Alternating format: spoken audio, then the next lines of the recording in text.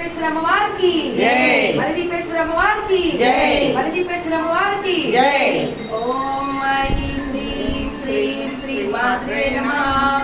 ఓం ఐం హ్రీం శ్రీం శ్రీ మాత్రే నమః.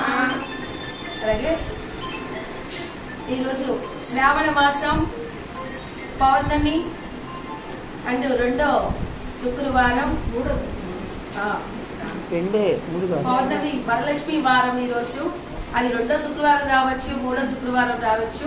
కానీ పౌర్ణమి ముందు వచ్చే శుక్రవారం విశిష్టమైన శుక్రవారంగా, అంటే ఒక వారమే కాదండి, అంటే ఒక మంచి సూచనగా చెప్తున్నాను. 5 వారాలు వచ్చేటప్పుడు పౌర్ణమికి ముందున్న 2 శుక్రవారాలు కూడా మంచి వారాలే.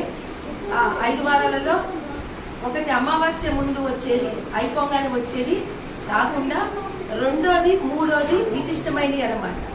ఈ 2 వారాల్లో కూడా వరలక్ష్మి వారాలు చేసుకోవచ్చు. అయితే ఈ రోజున పౌర్ణమి ముందు, రేపటి రోజు పౌర్ణమి, ఈ రోజు చేసే శుక్రవారం చాలా విశిష్టమైన రోజు. మనందరికీ కూడా, ఆడవాళ్ళందరికీ, ముత్తైదులందరికీ కూడా పర్వదినం.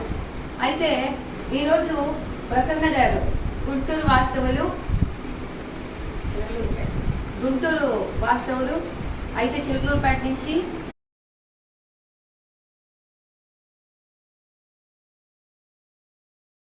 చింతలు వడ్డిస్తారనమాట. అయితే భావన ఎప్పుడైతే ఉంటామో, మనం భావన లేకుండా పక్క వాళ్ళతో మాట్లాడతామో, అటు వేరే వాళ్ళతో మాట్లాడతామో కనుక మనం చేస్తే భగవంతుడు అంటాడంట, నువ్వు ఏదైతే భావన చేస్తావో అదే నీకు ప్రాప్తం చెందుతుంది, తదాస్తు అంటుంటాడంట. మనం లాస్ట్ అక్షింతలు పట్టుకొని తదాస్తే అక్షింతలు సమర్పయామి అని అనుకో, ఈ 2 అక్షింతలే ఈ నగలుగా భావించండి, నువ్వు కూడా అలాగే భావించంటాడు. అందుకని భావన చాలా ముఖ్యం, భక్తి చాలా ముఖ్యం. అలా చక్కగా ఆచమానం చేస్తున్నాం.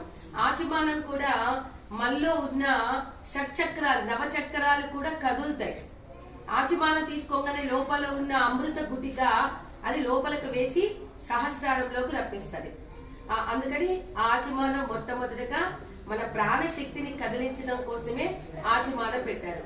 ఫస్ట్ కూడా పూజా కోటి సమం స్తోత్రం. కోటి పూజలు చేస్తే ఒక స్తోత్రంతో సమానము అంటారు. కోటి పూజలు చేస్తే ఎలాంటి స్తోత్రం?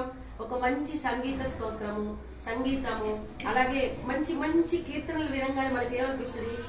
చాలా చక్కగా ఇక్కడ ఉన్నా కూడా ఆ కీర్తనలోకి వెళ్ళిపోతుంది మనస్సు. అలాంటి మీరు ఇలాంటివి, అంటే భక్తి లేని పూజలు కనుక ఎన్ని చేసినా కూడా కుదరదు.